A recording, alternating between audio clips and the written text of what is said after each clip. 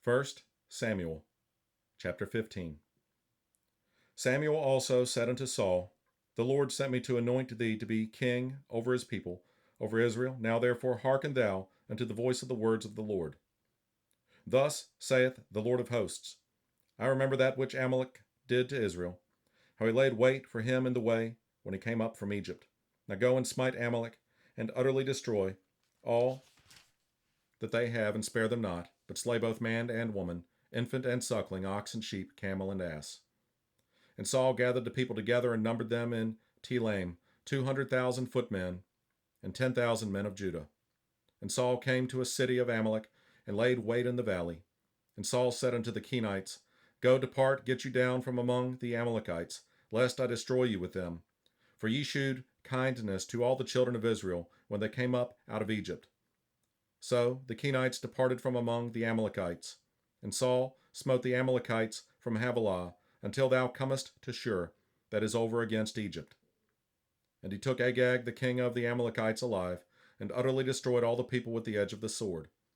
But Saul and the people spared Agag, and the best of the sheep, and of the oxen, and of the fatlings, and the lambs, and all that was good, and would not utterly destroy them, but everything that was vile and refuse that they destroyed utterly.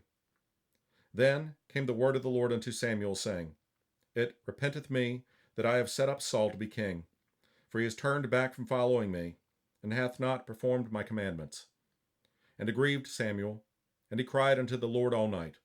And when Samuel rose early to meet Saul in the morning, it was told Samuel, saying, Saul came to Carmel, and behold, he set him up a place, and is gone about, and passed on, and gone down to Gilgal. And Samuel came to Saul, and Saul said unto him, Blessed be thou of the Lord. I have performed the commandment of the Lord. And Samuel said, What meaneth then this bleating of the sheep in mine ears, and the lowing of the oxen which I hear? And Saul said, They have brought them from the Amalekites, for the people spared the best of the sheep and of the oxen to sacrifice unto the Lord thy God, and the rest we have utterly destroyed. Then Samuel said unto Saul, Stay, and I will tell thee what the Lord hath said to me this night. And he said unto him, Say on. And Samuel said, When thou wast little in thine own sight, wast thou not made the head of the tribes of Israel, and the Lord anointed thee king over Israel?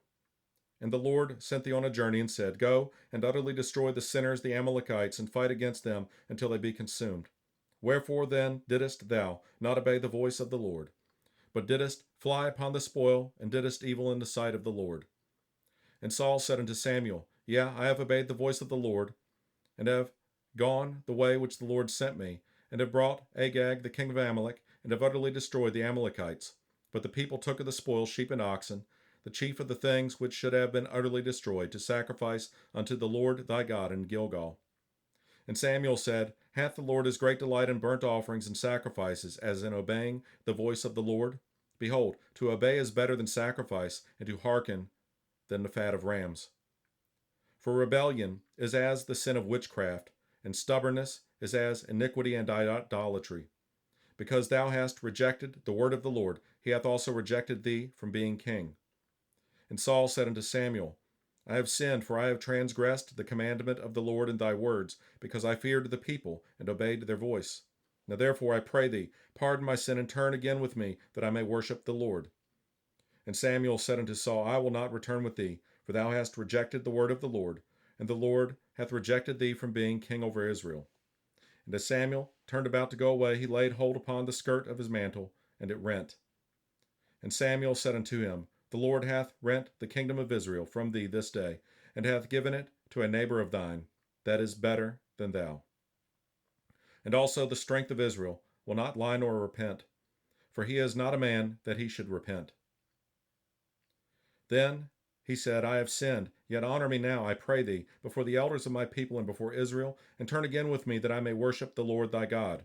So Samuel turned again after Saul, and Saul worshipped the Lord. Then said Samuel, Bring ye hither to me Agag the king of the Amalekites. And Agag came unto him delicately. And Agag said, Surely the bitterness of death is past. And Samuel said, As thy sword hath made women childless, so shall thy mother be childless among women.